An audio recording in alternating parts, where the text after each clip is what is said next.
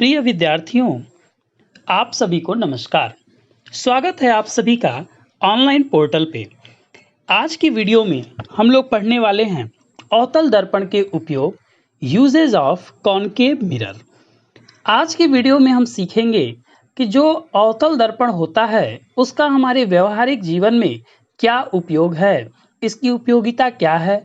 आइए आज हम इसके उपयोग को समझते हैं। प्यारे बच्चों, इसके मुख्य रूप से इसका 3 उपयोग होता है, जैसा कि आप स्क्रीन पर देख सकते हैं।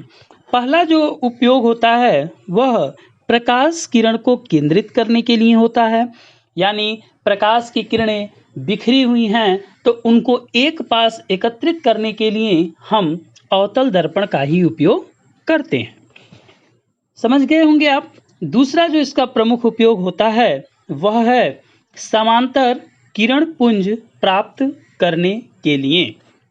एक समांतर रूप से चलने वाली प्रकाश का किरण पुंज प्राप्त करने के लिए भी हम अवतल दर्पण का ही उपयोग करते हैं। इसकी जो तीसरी प्रमुख उपयोग है वह है आवर्धित लंबाई प्राप्त करने के लिए, अर्थात कोई वस्तु है तो उसकी आवर्धित लंबाई यानी वस्तु के आकार से बड़ी लंबाई प्राप्त करने के लिए भी हम जिस दर्पण का उपयोग करते हैं उसे हम अवतल दर्पण कहते हैं। अब देखिए, जो इसका पहला आप उपयोग देख रहे हैं प्रकाश किरण को केंद्रित करने के लिए, तो इसको केंद्रित करने के लिए जो इसका प्रमुख उपयोग होता है वह सोलर हीटर जो होता है वहां पे इसका उपयोग होता है। अभी आपको हम बताएंगे सोलर हीटर क्या होता है। और एस्ट्रोनॉमिकल टेलीस्कोप, खगोलीय दूरदर्शी के में भी इसका उपयोग होता है। और तीसरा डिश एंटीना में भी होता है। डिश एंटीना में प्रकाश की किरणें नहीं, वहां पर इलेक्ट्रोमैग्नेटिक वेव्स चलती हैं। दूसरा जो इसका उपयोग आप देख रहे हैं समांतर किरण पुंज प्राप्त करने के लिए, तो इस चीज का हम उपयोग टॉर्च में, सर्च लाइट में, कार के हेडलाइट में और भी तमाम सारी चीजों में इसका ही उपयोग होता है। आपने देखा होगा शेविंग करते वक्त या स्त्रियों को मेकअप करने के लिए जिस दर्पण का उपयोग ये लोग करते हैं वह भी अवतल दर्पण ही होता है। वह उनकी आकार को बढ़ाकर दिखाता है जिससे शेविंग करने और मेकअप करने में आसानी होती है। तो आइए हम लोग सबसे पहले देखें कि सोलर हीटर में इसका उपयोग किस प्रकार से होता है। आप देख सकते हैं स्क्रीन पर एक सोलर कुकर बनाया गया है। इस सोलर कुकर में आप देखिए तो यहाँ पर एक स्टैंड बना हुआ है।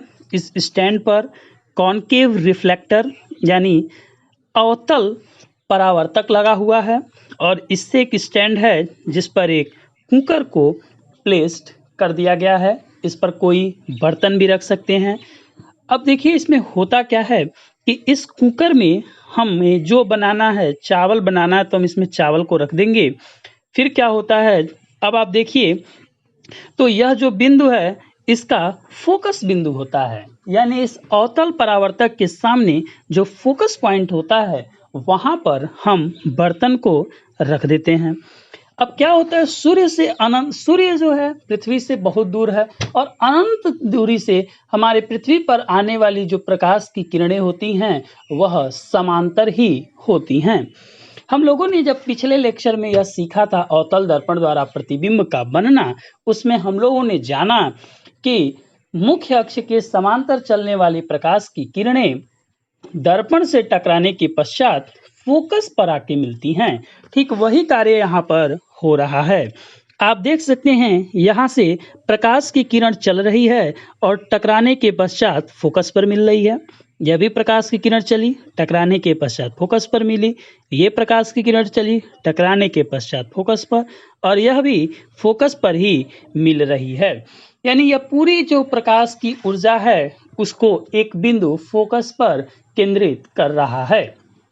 यूनिवर्स में यह फोकस पॉइंट बहुत ही गर्म स्थान होगा और यहाँ पर ही हम बर्तन को प्लेस करते हैं जिससे यहाँ रखे हुए वस्तु ऊष्मा प्राप्त करती है और खाना हमारा पक जाता है। यदि हम यहाँ पर एक कुकर न रख के कागज को भी रखते हैं तो वह कागज का टुकड़ा भी जल उठता है। दूसरा इसका उपयोग हमने बताया खगोलीय दूरदर्शी में। तो यहाँ देखिए, यह जो आप चित्र देख रहे हैं यह खगोलीय दूरदर्शी की है। अब देख सकते हैं आप, यहाँ से क्या हो रहा है, प्रकाश की किरणें अंदर जा रही हैं, प्रकाश की किरणें दूर से आ रही हैं और इस कॉनकेव मिरर पर टकराने के पश्चात इसके सेकेंडरी मिरर यानी द्वितीयक दर्पण यानी जो दूसरा दर्पण है उस पर आकर टकरा रहा है। अब देख रहे हैं जब ये टकरा रहा है, अब इसको हम यहाँ पर लगाए हैं, आईपीस लगी हुई है और यहाँ हम अपनी आँखों से देखते हैं तो इस दर्पण से हम इसका प्रतिबिंब अपनी आँखों पर प्राप्त करते हैं और वह दूर की वस्तु हमें दिखाई देती है। ठीक है, डिश के एंटीना में भी यही चीज होता है। आपने देखा होगा इस तरह से छतरी होती है और छतरी के फोकस पर एलएमबी लगी होती है। दूर से आने वाली विद्युत चुम्बकीय तरंगें इससे टकराती हैं और टकराने के पश्चात पुनः फोकस पर आके यानी एलएमबी पर आके मिलती हैं और हमें सिग्नल देती हैं। आप देख सकते हैं यही जो नियम है हम लोगों ने पिछले भी लेक्चर में पढ़ा था कि अनंत से आने वाली प्रकाश की किरणें दर्पण से टकराती हैं और टकराने के पश्चात फोकस पर ही मिलती हुई प्रतीत होती हैं। अब इसका हम जो अगला पढ़ेंगे, जो दूसरा है समांतर किरण पुंज प्राप्त करने के लिए। आपने देखा होगा कार के हेडलाइट में जो बनाया जाता है परावर्तक सतह, उसको हम लोग अवतल दर्पण के ही आकृति का बनाते हैं और इसके सामने फोकस पर बल्ब रहता है और बल्ब जब ग्लो होता है तो बल्ब से निकलने वाले प्रकाश किरणें इससे टकराती हैं और टकराने के पश्चात मुख्य अक्ष के समांतर हो जाती हैं। जैसा कि हम लोगों ने पढ़ा है कि अनंत से आने वाली प्रकाश की किरणें दर्पण से टकराने के पश्चात फोकस पर आकर मिलती हैं, तो फोकस से भी निकलने वाली प्रकाश की किरणें दर्पण से टकराने के पश्चात मुख्य अक्ष के समांतर हो जाती हैं। इसी का उपयोग आप यहाँ पर देख रहे हैं। यहाँ पे भी क्या हो रहा है कि फोकस पर रखा हुआ बल्ब है, इससे प्रकाश की किरणें निकल रही हैं और परावर्तक सतह से टकराने के पश्चात मुख्य अक्ष के समांतर हो जा रही हैं। तो इसका भी एक उपयोग है। देखिए समांतर किरण पुंज प्राप्त हो गया। इसी प्रकार से जो टॉर्च होता है, टॉर्च में भी यही काम है। फोकस पर बल्ब ग्लो करता है और परावर्तक सतह पे प्रकाश की किरणें टकराती हैं और टकराने के पश्चात मुख्य अक्ष के समांतर और एक समांतर किरण पुंज प्राप्त होता है जिससे हमें दूर तक की वस्तुएं स्पष्ट रूप से दिखाई देती हैं। अब आप देख रहे हैं, हमने एक और बताया था, आवर्धित लंबाई प्राप्त करने के लिए आप दांत के डॉक्टर यानी जो डेंटिस्ट होते हैं उनको आप लोगों ने देखा होगा कि जब उन्हें दांत को देखना होता है तो वह हमारे माउथ को ओपन कराते हैं और चित्र में जैसी आप आकृति देख रहे हैं इस तरह का एक दर्पण हमारे दांत के नीचे ले आते हैं। अब यह जो दर्पण होता है यह अवतल दर्पण होता है। यह मैंने क्या बताया था कि आवर्धित लंबाई भी प्राप्त करते हैं इससे। तो इससे यह जब दांत इससे दिखती है तो दांत बड़े आकार का दिखाई देता है और क्या समस्याएं हैं इसको डॉक्टर फाइंड आउट करते हैं, पता करते हैं और हमें बताते हैं। यहाँ आप देख पा रहे होंगे कि शेविंग करने में बाथरूम में जो हमारा शेविंग के लिए मिरर लगता है वह कॉनकेव मिरर होता है। ये देखिए यहाँ शेविंग हो रहा है तो शेविंग के दौरान बड़ा प्रतिबिंब प्राप्त हो रहा है। शेविंग के दौरान बड़ा प्रतिबिंब प्राप्त हो रहा है और शेविंग करने में आसानी होती है। यहाँ आप देख पा रहे होंगे जो दूसरा फिगर देख रहे हैं यहाँ मेकअप का है। यहाँ देखिए यहाँ वुमेन जो होती हैं मेकअप के भी लिए कॉनकेव मिरर का यूज करती, इसमें भी उनकी आवर्धित लंबाई बड़ी इमेज दिखती है और वो मेकअप के दौरान देखते हैं कहाँ स्पॉट है, कहाँ धब्बे हैं, कहाँ कैसा क्या है, तो अपने मेकअप को एडजस्ट करते हैं। तो यहाँ पर भी इसका उपयोग होता है।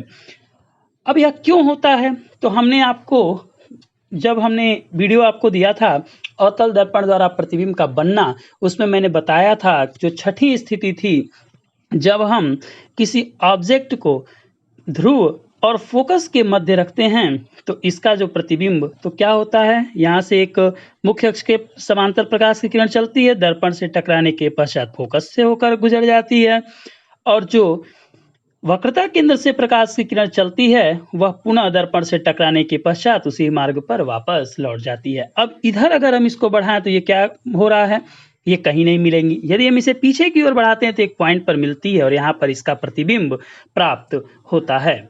और यह जो प्रतिबिंब हमें दिखाई दे रहा है, यह प्रतिबिंब सीधा प्रतिबिंब है और वस्तु के आकार से बड़ा प्रतिबिंब दिख रहा है। यही इस्तेमाल डॉक्टर भी करते हैं। मिरर, ये जो हमारा मिरर होता है, इसको इतना एडजस्ट करते हैं कि ये जो हमारा तीत है, यह तीत फोकस और प्रिंसिपल एक्सिस के बीच में हो जाए और हमें उसका आवर्धित प्रतिबिंब दिखाई दे। अब जैसे आप यहाँ देख पा रहे होंगे शीशा है, तो शीशे में भी ये जो बन रहा है, शेविंग हो रही है, तो यह भी अपने फेस को कहाँ रखेंगे? दर्पण से बहुत दूर तो रखेंगे नहीं, दर्पण के नज़दीक में ही रखेंगे। तो जब दर्पण के नज़दीक में रखेंगे तो इनका यहाँ पर भी आवर्धित प्रतिबिंब प्राप्त होगा। और सेम केस हमारे यहाँ पे मेकअप के भी केस में आप देख रहे होंगे। मुझे उम्मीद है कि आपको अवतल दर्पण का उपयोग बहुत ही अच्छे ढंग से समझ में आया होगा। हम आपको एक बार और रिवाइज करा देते हैं इन चीज़ों को। सबसे पहले देखिए कि इसका जो प्रमुख उपयोग होता है, 3 तरह से इसका उपयोग होता है। पहला जो इसका प्रथम उपयोग है, प्रकाश किरण को केंद्रित करने के लिए, समांतर किरण पुंज प्राप्त करने के लिए और आवर्धन के लिए। ठीक, अब जो प्रकाश की किरण केंद्रित करने यानी बिखरी हुई प्रकाश की किरणों को किसी बिंदु पर एकत्रित करने के लिए, तो इसमें आपने देखा सोलर हीटर का एग्जाम्पल आपको बताया गया और सोलर हीटर बताया, खगोलीय दूरदर्शी बताए, डिश एंटीना बताए, यहाँ पर इसका उपयोग होता है समांतर किरण पुंज प्राप्त करने के लिए। कार का हेडलाइट, टार्च, सर्च लाइट, इन सभी में भी हम अवतल दर्पण का ही उपयोग करते हैं। और तीसरा आवर्धन के लिए यानी बड़ी लंबाई प्राप्त करने के लिए तो हमने बताया डेंटिस्ट इसका यूज करते हैं। और कौन यूज करता है? शेविंग के समय यूज होता है, मेकअप के लिए यूज होता है। तो इन सब चीज़ों के लिए कॉनकेव मिरर बहुत ही आवश्यक होता है, कॉनकेव रिफ्लेक्टर बहुत ही इम्पोर्टेंट होता है। तो ये सारी चीज़ें हैं। अब आपको ये सारी चीज़ें समझ में आ गई होंगी। आज के वीडियो में बस हम इतना ही चर्चा करेंगे। शेष हम अगले वीडियो में आपको उत्तल दर्पण द्वारा यानी कॉन्वेक्स मिरर के द्वारा प्रतिबिंब कैसे बनता है और उसका क्या उपयोग होता है, इसको हम बताएंगे। आज के वीडियो में बस इतना ही। तब तक के लिए आप सभी को बहुत बहुत धन्यवाद।